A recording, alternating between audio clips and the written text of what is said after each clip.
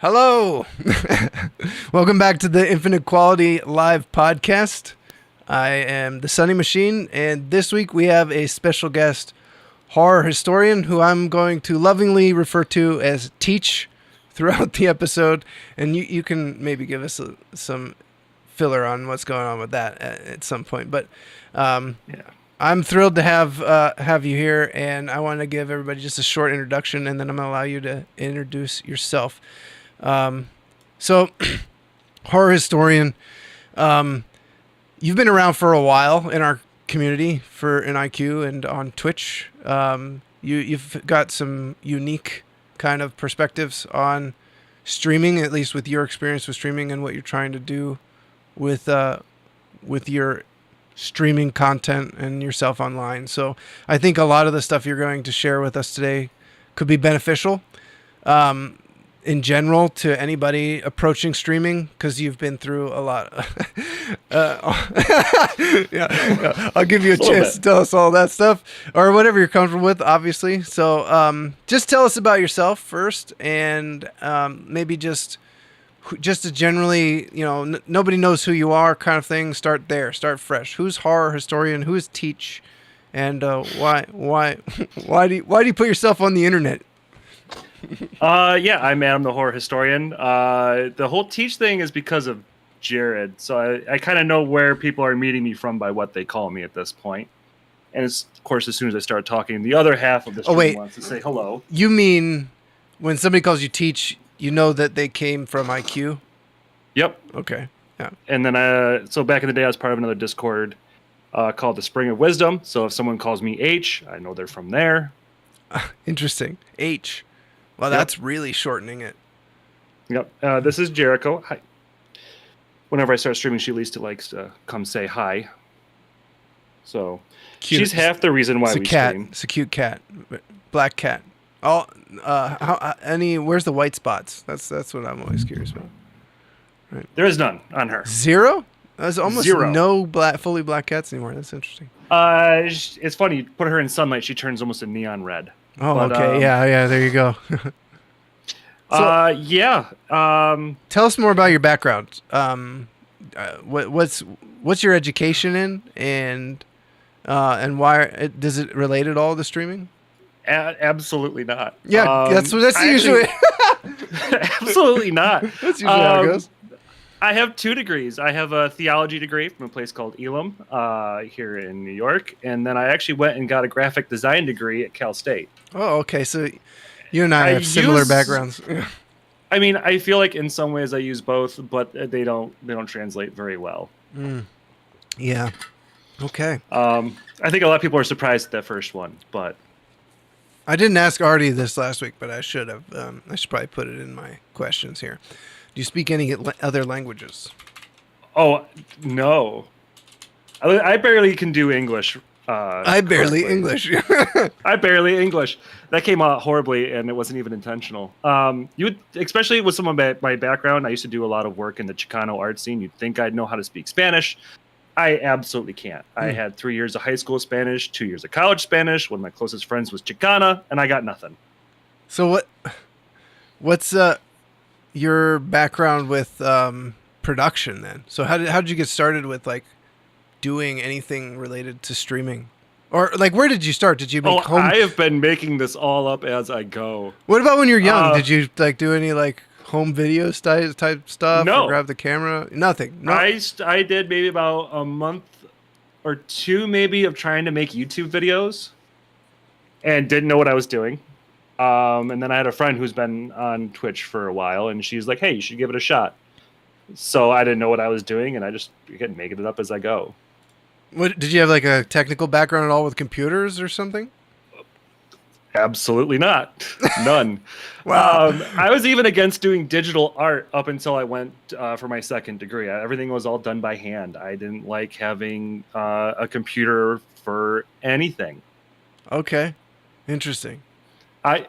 As someone who has fixed my audio now twice, you should know, I'm not very tech savvy.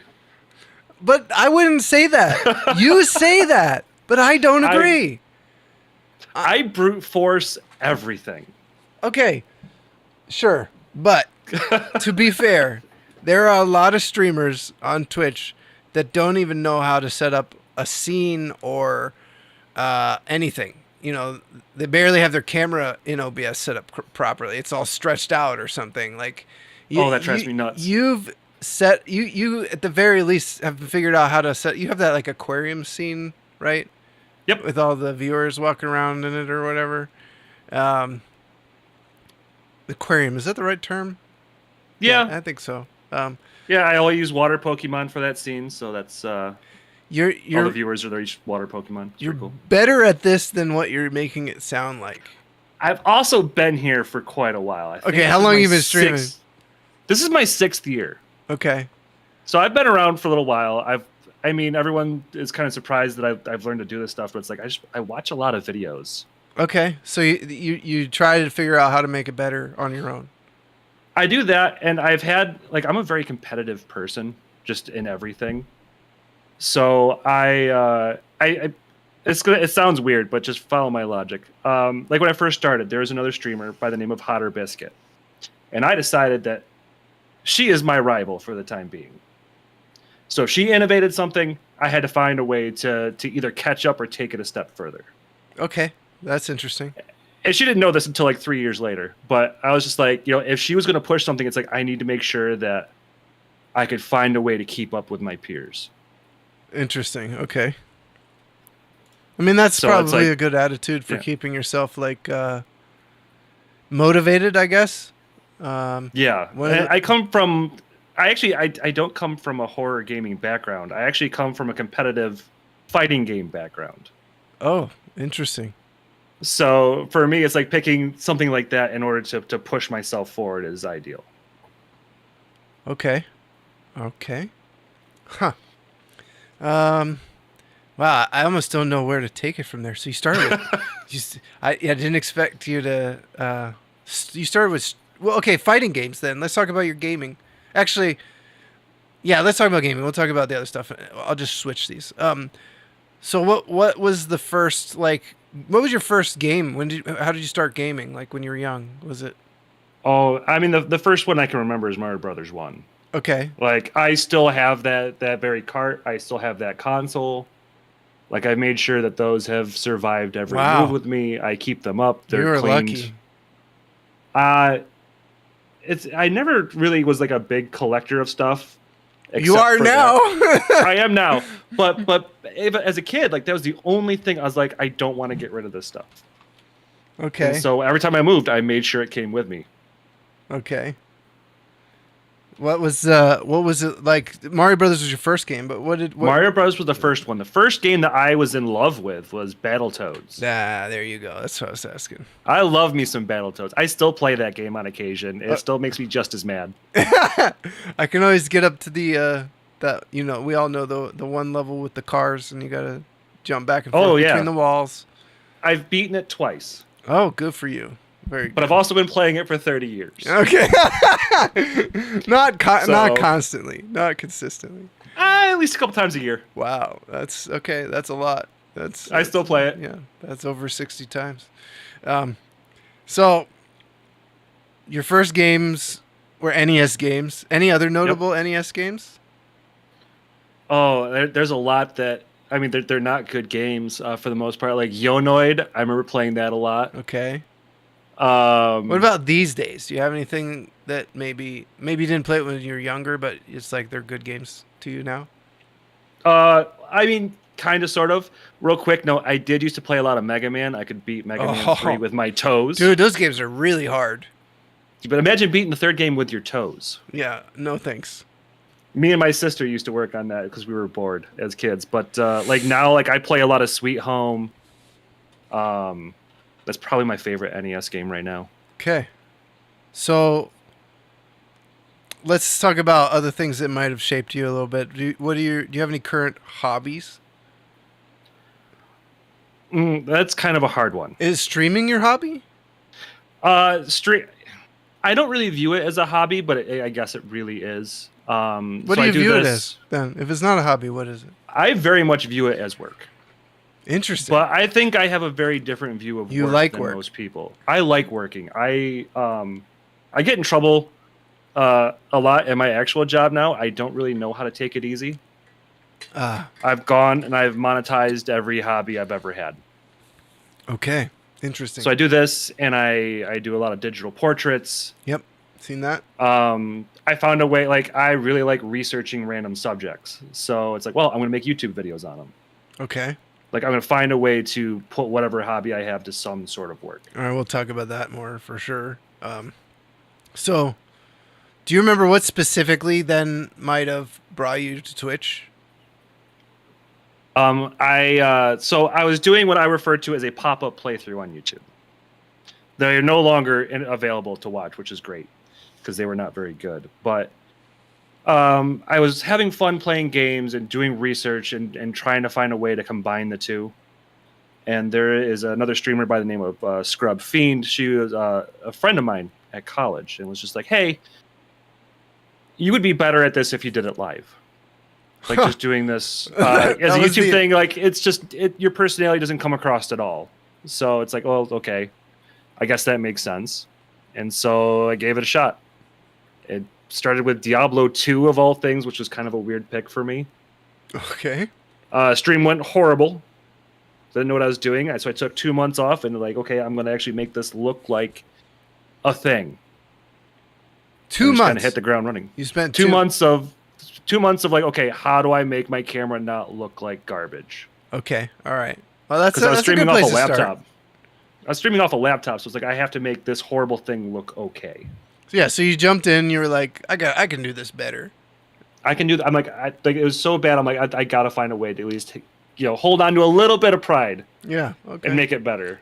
It's better than keep doing it badly, right? Like you don't want to. Just well, like with a design degree, looking at it, it's like, oh, it just looks so bad. Like I wish I could have done this and this and this. So I started watching a lot of streamers and taking notes. I still have like legal pads full of notes somewhere. I got to find them. Interesting. Huh. I try to at least take notes, like whenever I'm sitting around, especially like in stream still, like I'll like, okay, I really like this aspect. How can I do that? How can I make this so it fits my thing? And if not, what can I take away from it? What are they doing differently that's interesting? So you started on YouTube. Yep. And then somebody was like, you're not good at this. You should stream. Basically, yeah. It's one of my few friends that she could get away with saying something completely harsh. I'd be like, oh, yeah, you're totally right.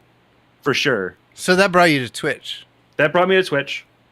First thing I did is I secured both the horror historian and horror_historian to figure out which one I liked better as far as appearance goes. Okay. And you just liked having the I like the underscore. I like the break in space. between. Yeah, I could see that. It can be like harder to read. Yeah. I've done that on every site. So yeah, names getting your name on getting your brand right on Twitch is one of those really difficult things. You know, unfortunately, they've made it complicated. Unfortunately, I hope that they fix that someday. Right. It's least of my concerns right now. Yeah, but for other people, I guess. Yeah, definitely, you're fine. I've had to change my name and try different various things over the years because of how Twitch handles their whole name situation. But that's another story. I debated on getting rid of the horror historian name for a little bit. What would you go by if you were not horror historian? I don't have. Well, one, that's one of the problems. I don't have the foggiest clue. I have no idea. Why what get I would rid change of it to. Because sometimes I want to play something other than horror games, and I think that's have to fine. deal with the stupid questions. It's like, oh, I've had enough of this. Right. So right now you're playing a non-horror game on stream, and people are asking you why. Oh, it happens constantly, but I hate October. But you are the horror historian. Just because you are doesn't mean you don't get to enjoy other games. And you can always make the argument that you need to have that kind of like A/B comparison. If you only play horror games, it's not very fair. And everything that is good has some horror in it. Well, see, I use the term horror adjacent. Yeah. Is it horror? No. Does it have like I'm playing God of War right now? It's a very bloody game. Sure. It's adjacent. There are monsters in it. Yeah, I mean it's a stretch. I know it's a stretch. It's but not I do it all horror, the time. But any good storytelling has elements of horror. Right.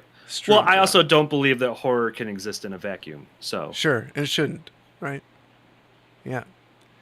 So yeah, the best Harry Potter was directed by a horror movie director, right? So, you don't know. not my jam. Spider-Man 2, directed by a horror movie director. Oh, Sam Raimi. Okay, yeah, there you go. So sometimes bringing a little bit of horror in is good. So tell us more about Horror Historian and the whole point between what's your goal with that brand and who you are. What are you trying to communicate here? I mean, I picked the name because it's what so for a while I was doing like film reviews and stuff like that, and I was known for doing retro reviews. So that's where the name came from. Okay. And so I just like, okay, well, I'm just going to use it. Whatever. I didn't put a ton of thought into it. And so when I initially started, I didn't know what the heck I was planning on doing. And it went from like, okay, I want to hang out with some of my friends from the other coast because I had moved back to New York. And I'm like, well, I want to, try to pay for my gaming habit. And now it is 100% about gaming preservation. It's something that me and you have talked about a lot. But like, it kind of freaked me out one day because I learned that Silent Hill 2's gold disc, which is the disc they base every print of that game, is gone. Oh. It's gone forever. Wow. The original source code for Mario Brothers 1 was printed on dot matrix paper. Yeah. And that's gone forever. Yeah. And there's like this revisionist history in gaming. Like, there's some really cool NES games that are horror themed, like Werewolf, The Last Soldier, and a bunch of these other random games that you'll never see ever again because, well, we weren't a big fan, so no. Right. Like, Sweet Home was the precursor to Resident Evil, and we never even got it in this country. Right. Interesting. So it's like, how can the best way I can make these games be remembered is like, okay, I'm going to show people some of this stuff. Okay, so your goal is to, preserve as much as possible gaming and horror games, and specifically. Yeah. And I'm trying. The goal is to collect every horror and horror adjacent console game. Right. So you have a copy. Yes. And actually, the majority of what's important isn't the disc. Or the cartridge. Like the game itself isn't what's the most important thing. It's like the manual. Well, because like the manual and all the artwork associated. The box, yeah. That's one of the big ones. Because like right now, like yeah, I love playing on actual hardware, but that's gonna go away. Yeah. Oh yeah. Eventually, that's it. Like there's disc rot. Cartridges are gonna fail. Hardware is gonna fail. And there's amazing people all over that are making these things available online, like really easily done. The Mr. Project, which you showed me, just blows my mind. Yeah. But some of that artwork is disappearing. Yeah, that's the thing too with arcade cabinets and all kinds of things. Like a lot of that's gone. Yeah. True. Which is sad. So you're just trying to make sure all the horror games kind of get held on to. How do you figure out like the ones that are slipping through the cracks? Like, how do you know you got a complete list of every horror game? There's got to be. So in my Discord, I think I've posted online a bunch of times. I've been slowly working on a list. Okay. That includes like the ones I bought, the ones I've played, what I've thought about them. But I've had other collectors come in and be like, "Oh, have you thought about adding this game to this category?" Or you forgot this one, because one of my close friends now, because of Twitch, is a PS2 collector. Oh, okay. I think he's missing only a handful of titles ever made for the PS2. Interesting. Like that's just been his life's goal. So he's been helping me a lot, and so I'm sure I'm gonna miss a bunch. And people always try to throw weird ones at me, like Zelda Twilight Princess, for example. I don't know who would do that. I can't imagine who would try to get me to play that game. Who would tell you that that's a horror game? That's such a Can't imagine. such a weird thing to suggest. It's a valid it was point. me, I'll give it that. everybody. It was me. I'm the one who said, hey, if you look at Zelda as from a certain angle, could be a little bit like a horror game. Certain angle, and you cross your eyes, and yeah. No, like I said, I think a lot of things, there's horror elements, and that's what makes them yes, more interesting. I have conceded after watching a little bit of a playthrough. It's like, oh, I don't know. There are okay. some really freaky moments, even in like some of those Zelda games. If you really look I'm just throwing it out moments. there. There's a lot of body horror. Yeah, like for what I've watched. If you take out the music and replaced it with scarier music, then the tone would totally change. And that's true for a lot of these, like even like Breath of the Wild and stuff. Anyway, that's a different discussion. But yeah, I don't know. Maybe I'm glad that I kind of memed that at you. I was just trying. You said you didn't play any of them really, and I was like, well, maybe you should. 3 Zelda games. I've played 1. Yeah, I think maybe you should, because I think it might give you your insight there would be helpful to in the perspective in that way, I guess. I don't know. I just think it would be good for you as a gamer to have played those games, and maybe you'll see the horror elements in there that other people probably don't expect or think of as horror. So that might be an interesting take. Yeah, so because I think most people would just say, no, Zelda is not horror. But if I put it in front of you, and you played through, I could nitpick and be like, okay, this fits in this subgenre of horror for this reason. And if this wasn't so smiley and happy with this music, this would be horror. like I don't know. Say, drop that in a minor key. All of a sudden, you got a scary game. True. So your whole goal is to preserve all the console games. Why not PC games?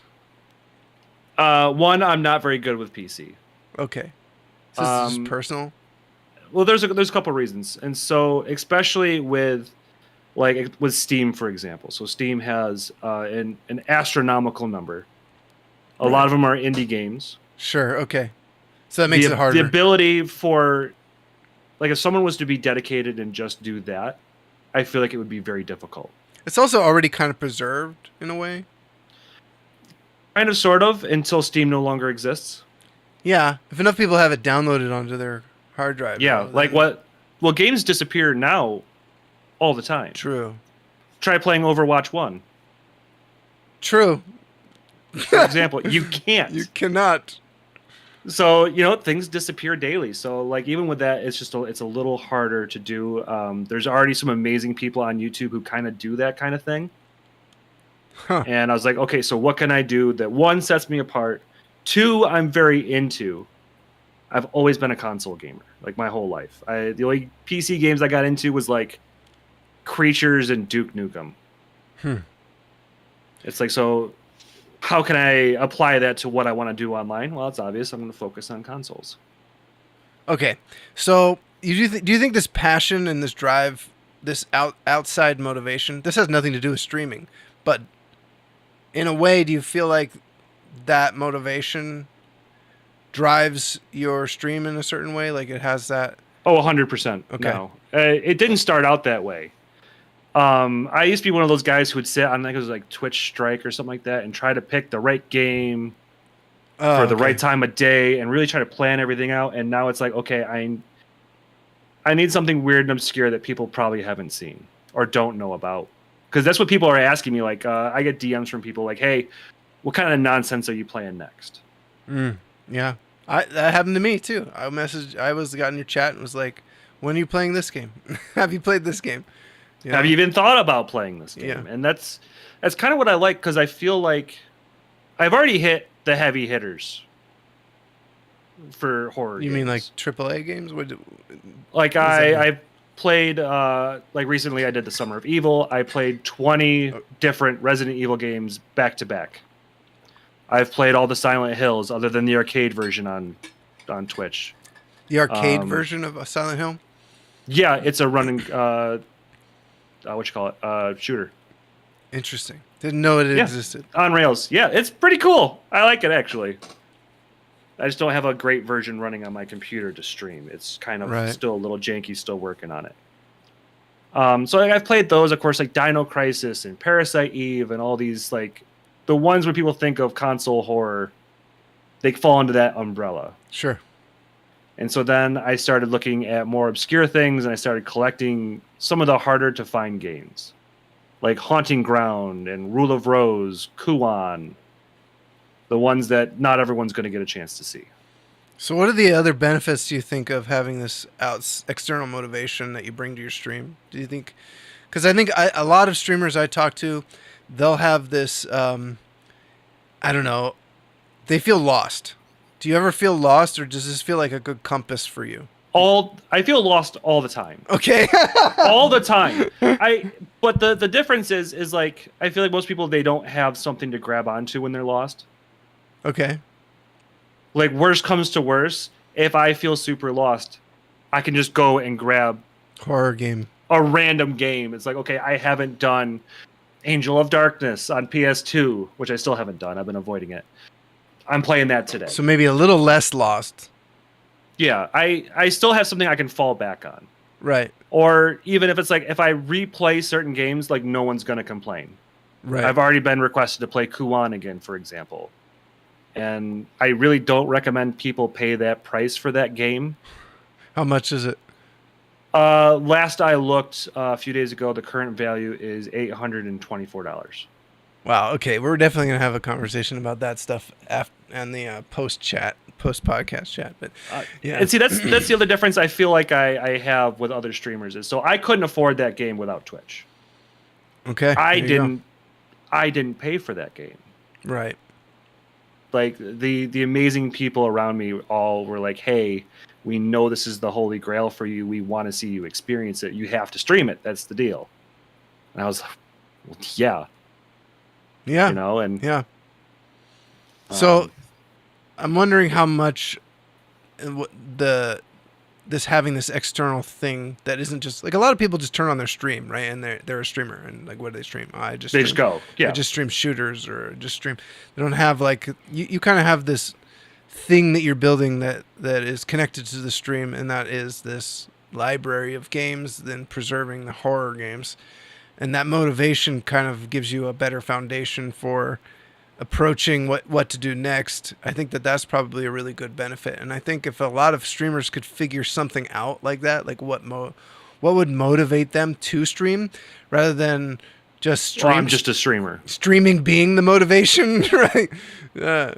Well, I think something that a lot of people don't understand is, so like, oh yeah, I like shooter games, therefore I stream shooter games. But it, like, I don't. I mean, this is just me being kind of critical, I suppose. So it's not just like a stream thing for me. It's not just I want to categorize these games. Like, I've gotten to the point now where it's like, every game that I've been streaming that means a lot, I plan to have tattooed to me, and I have most of my leg covered already. Oh, interesting. And like I've even gotten my foot I didn't know done. that. Am I flexible enough? I don't know. I might show it off later. But like, you know, I have the top of my foot tattooed. I have my thigh tattooed, like, all the way up. I'm dreading the knee. I'm told that one is painful.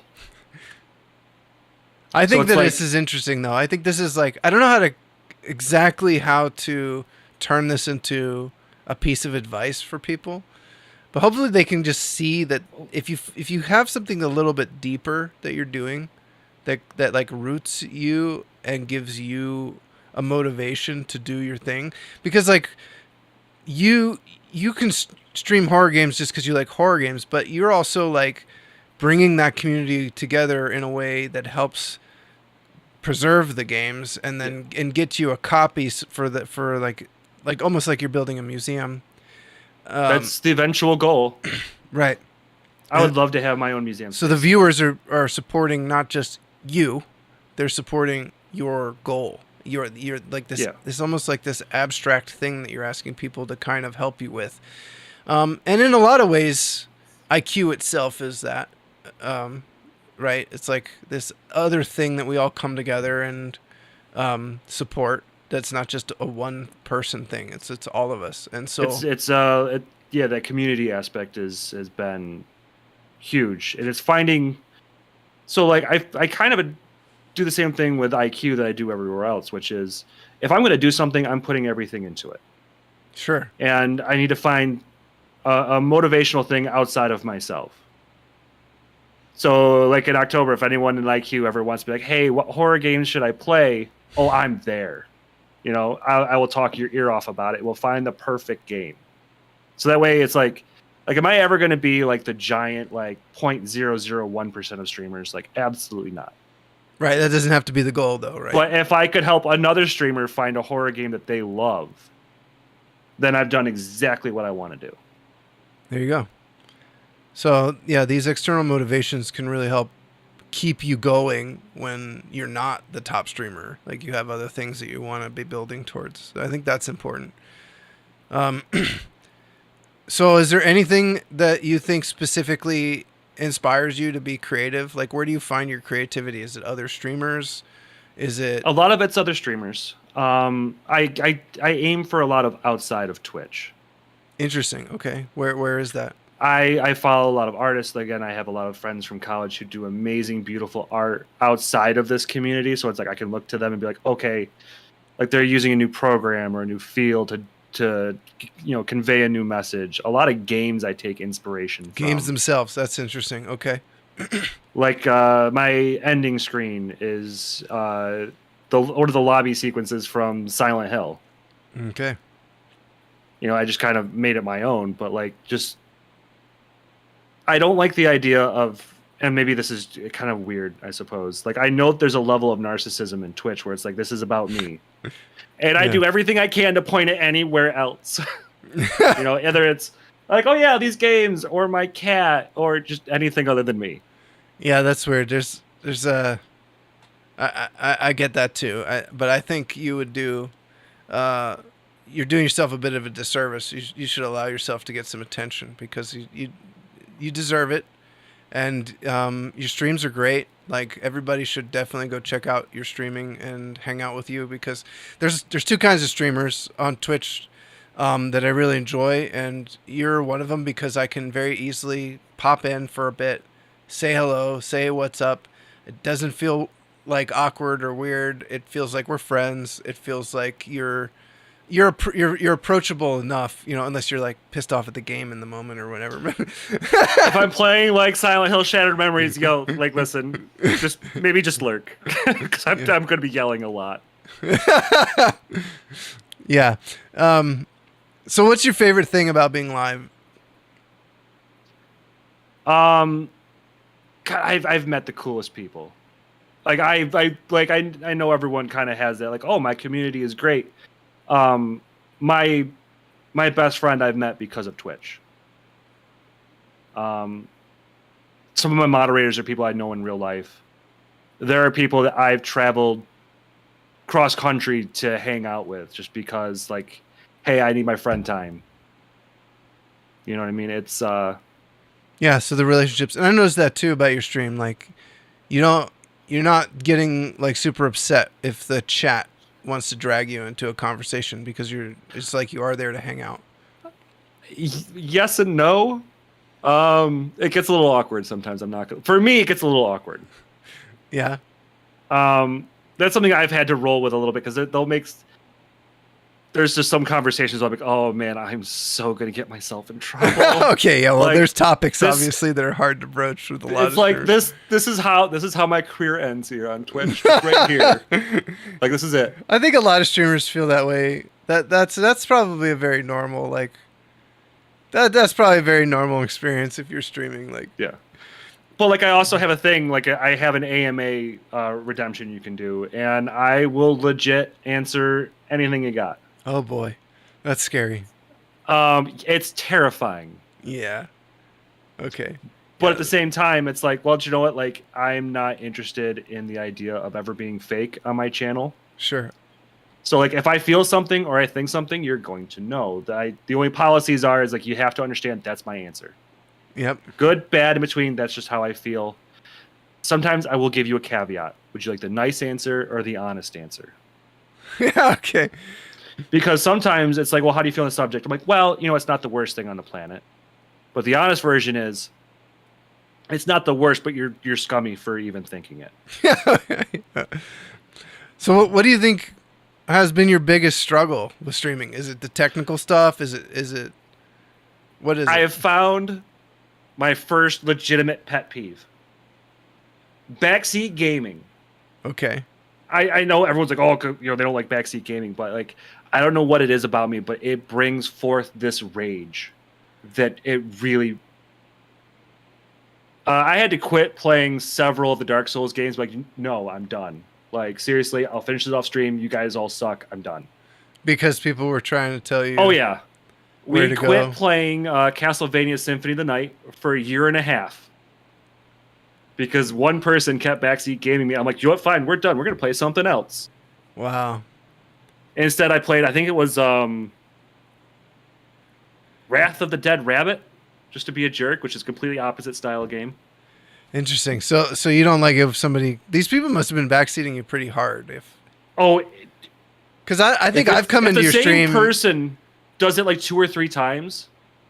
After I'm like, hey, listen, like, knock it off. Oh, it's almost nuclear. You're not it's a talking really about, like, bad trait. You know, if you mix the herbs together, it makes a different herb in Resident Evil. That you're talking about, like, you No, need that to gets go, irritating. That's irritating, but Okay. not anger inducing. Right. Like, hey, why are you using that weapon? You should be using this weapon. It's like, Oh yeah, that kind of stuff. So that's beyond. you need to go to this backseating. area. You're gonna miss an Easter egg if you don't do this. It's like, oh, okay. Yeah, that's beyond backseating. That's beyond backseating. I lose it at that point. Yeah. I did not realize that was a problem that I had. No, So but I learned would something say new that's about way myself. over the line. That's way over the line. Yeah. Yep. As much as I like, there's certain friends of mine who know how to get underneath my skin. Like Yeah. I've straight up had straight screaming matches on my Twitch channel before. It can be tough because I think some people could use advice sometimes as streamers. Yeah. Like I went into someone's stream. They were playing a Zelda game for the first time ever. Like they never played any Zelda games. I love first playthroughs of any game. And I was like, okay, can I give you? You know, I first asked permission. It's like, can I give you? Yes, I feel like that's see, to me that's different. It's Yeah. like it's a level of respect. Can I give you a small tip? You know, everything is a puzzle, right? It's not really a spoiler. It's not really backseating, but like you have to approach the game like everything you're looking at is a puzzle. And See, I don't view that as backseating at all. Right, That's like, right. hey, like get in the right mindset for this game. my point is tact is important if you're going to try and help a streamer out, and you don't want to Yeah. play the game for them and tell them what like that kind of stuff. Yeah, we all That's feel something you I there. just I don't think. understand. Like, I feel like it's very strong in several communities. Unfortunately, the Resident Evil community and the Silent Hill community are very, very strong, opinionated people. Go figure. Really? Should we I get them to would- fight? I would take a Dark Souls toxic community over them. Really? Any day. So you had a rough time doing your playthroughs. I feel like this one was pretty reasonable because I was like very specific. Like, hey, this is the list of games we're playing all of them. Okay. But like I've also co-streamed with people. It's like, well, you shouldn't be playing this game at all. You should be playing this Resident Evil instead. Like, what's wrong with you? It's like, well, we're playing Resident Evil 6. If you don't like it, I'm sorry. Yeah, I'm going through a list. You know, it's Yeah. So your It is what it biggest is. struggle with the biggest thing that you like about Twitch is people, and the thing that you struggle with the most with Twitch is people. I've had to learn a lot about myself in 6 years. It's like, okay, like this obviously really upsets you. Why? Yeah. Like I've had like little mini counseling sessions with like, okay, why am I reacting this way? Why is this so upsetting? I feel like I've gotten better. Yeah. Yeah. This is just how life is. People are people. People gonna be people. People are definitely viewers. People a little too often. Yeah. Why can't they be cats? Yeah. All right. So, I wanted to ask you something I try to ask anybody who's at least in IQ and stuff, so we can get kind of a good idea of how you found us and what we're doing right or what you want to see happen. So, how did you find IQ? Do you remember? So before the team started, I was hanging out with Jared. Okay. I know he switched his name, and I can't. Jared's I can't do fine. name changes. Jared Arbear. Yeah. Sure. He's always going to be the best Jared to me. That's just how I met him. That's Yeah. how he is. Yeah. I'm sorry. It is. I rated him as a recommendation.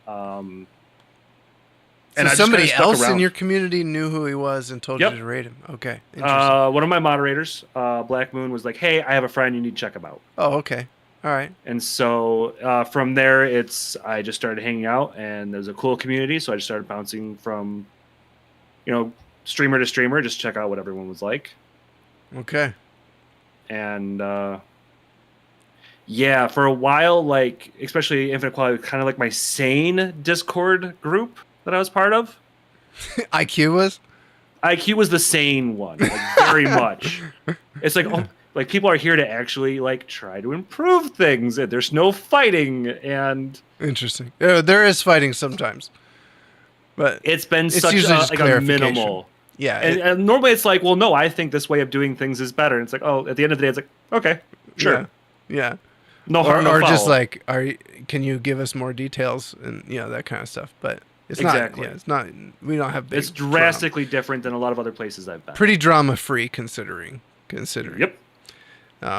Very very little drama. So that's one of the benefits I think of being in a community like ours. I think one of the other benefits, which I don't see anywhere else, is usually there's like a tech guy. Like there's one dude, and the poor dude is just frazzled at the end of the week. He's like, man, I just want to do my own stream. I don't want to deal with anyone else's crap. When it's like, anytime I posted a question in IQ, it's like I have like 10 different answers. And it's like, which one am I going to pick that fits well with how I do things? Yeah. Which I think is, for someone like me, that's almost perfect. Yeah. A lot of people. The ability will chime to in. pick and choose and get multiple perspectives on a simple problem. Brainstorming, yeah, it's kind of like group brainstorming. It's important. I think that's why we built IQ. Unless it's like, what microphone should I get? No. I can't imagine which one I should get. Yeah. Sometimes there's one answer. So Here's a hint: it's not the Blue Yeti. oh, Shocker. okay. Is there anything that you would like to see IQ as a community do that we aren't doing, or anything you would like to do in IQ? That's not We happening? actually talked about that, and Yes. I've been trying to one of the things that I feel like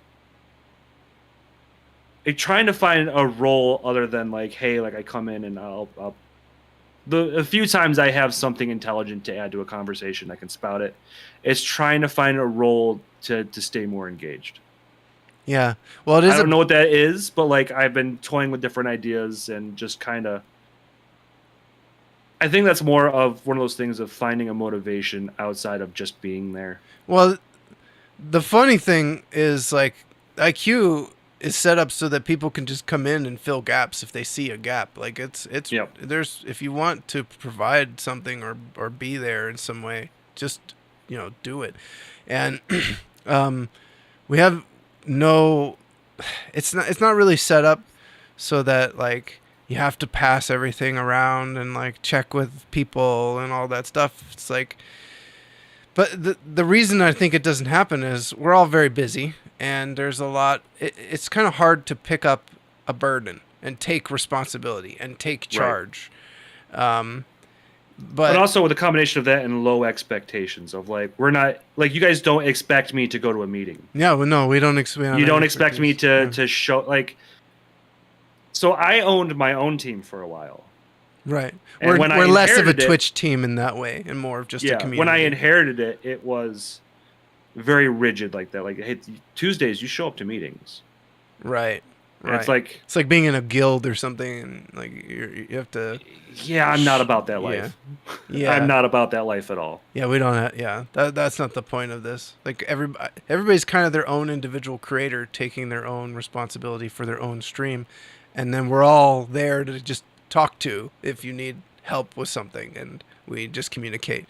But yeah, and it's hard. It's hard to expand IQ because of that relaxed nature.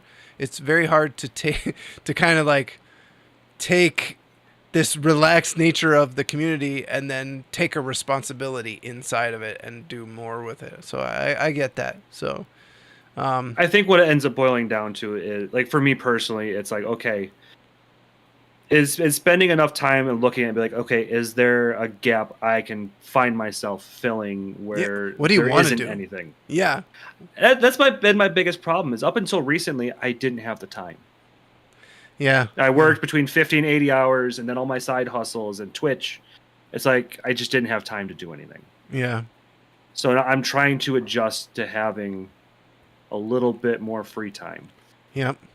And you have your own stream that you could expand on too. So I think a lot of people feel like they don't want to jump into maybe streaming on or like taking a responsibility in IQ when they feel this burden to make their stream better, expand their stream further. And it's like, oh, maybe I should do that first. I think with a community like ours, though, you may see a more direct benefit either way. Like if your stream's doing really well, but maybe if you're struggling with your stream, it would be a good idea to do something that gets you connected with other creators, right?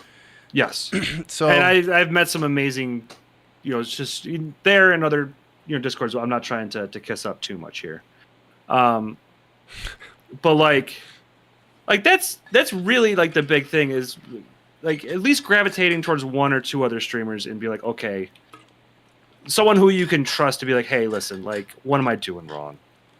Like something feels off. Yeah, we all need that advice at times.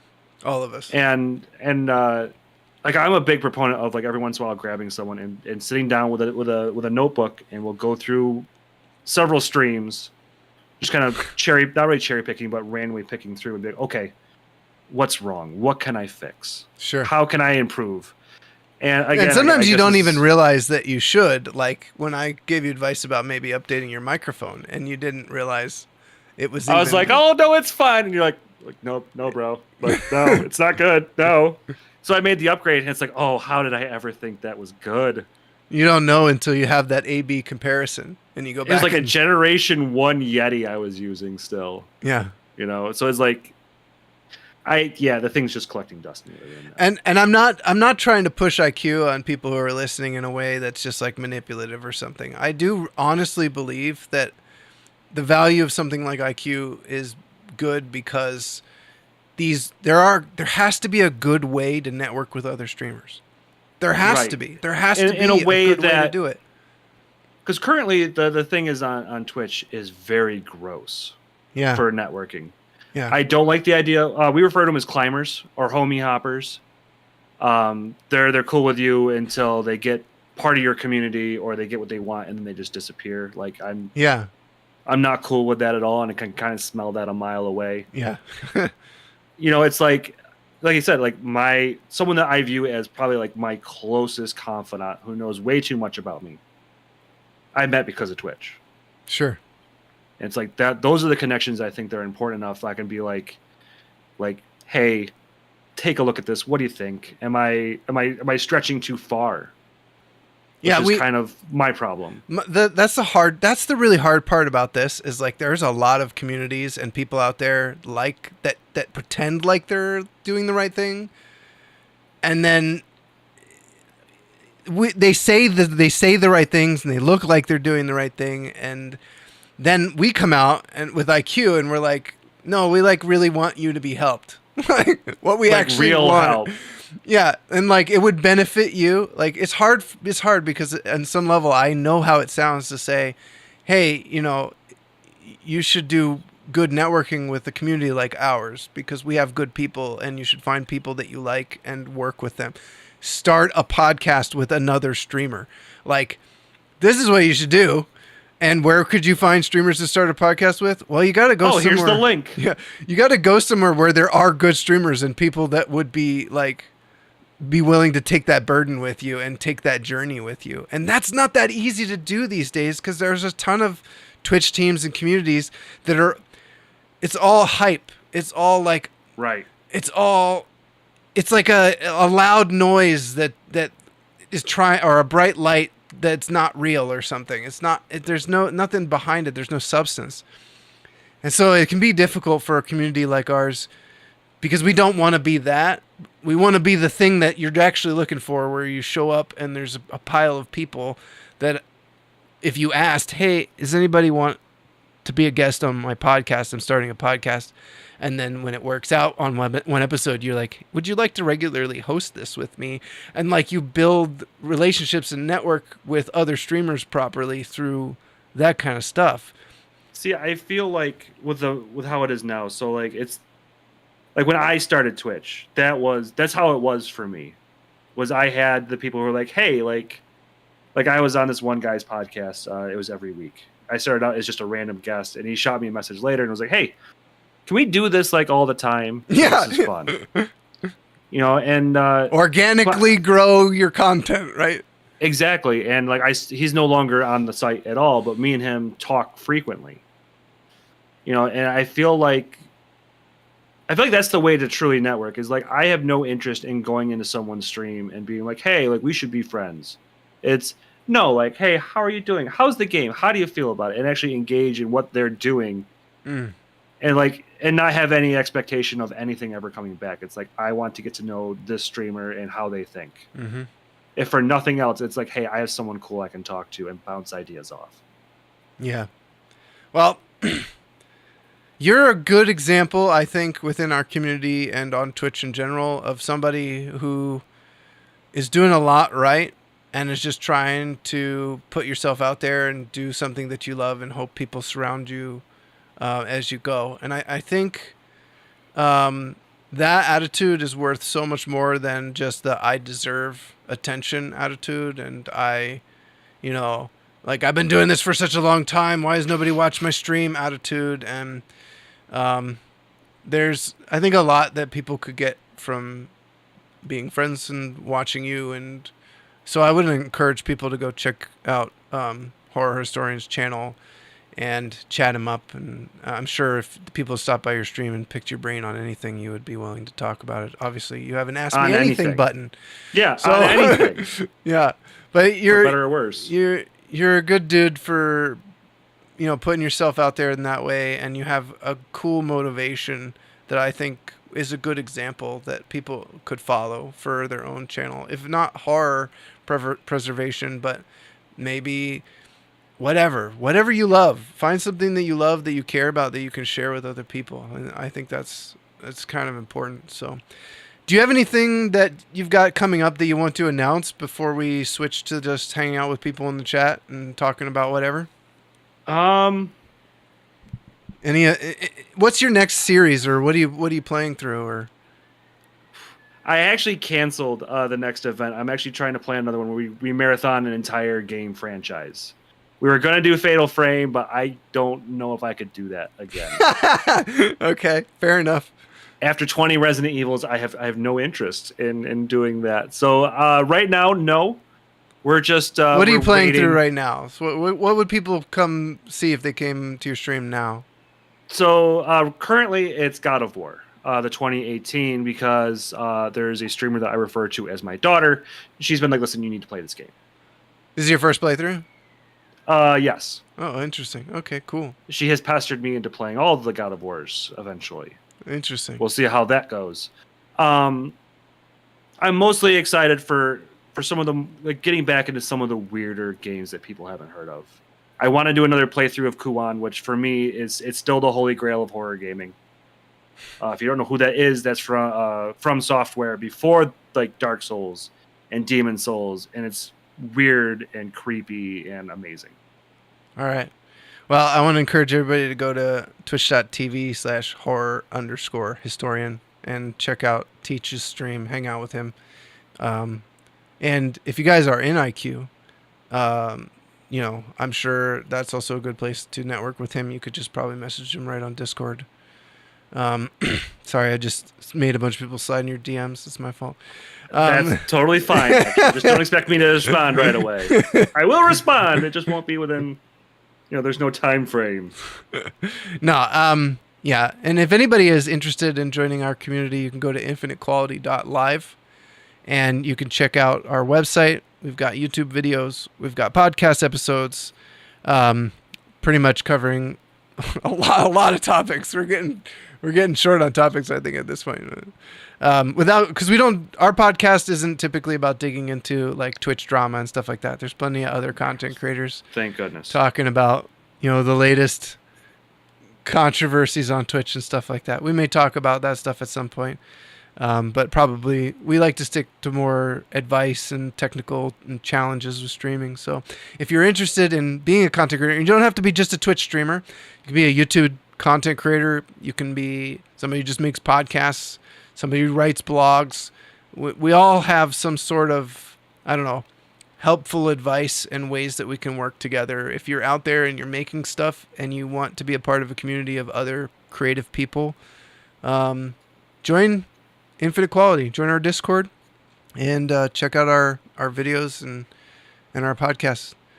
And if you're watching this on YouTube, don't forget to like and subscribe. If you're watching this on Twitch live, we're going to be hanging out with chat and just talking about, we'll just do the post podcast, the after episode stuff. So thank you guys. And we'll see you next week, hopefully. There's supposed to be music here, but there's not. So thanks, Teach, by the way. Oh, I forgot. I hit stop streaming instead of stop recording.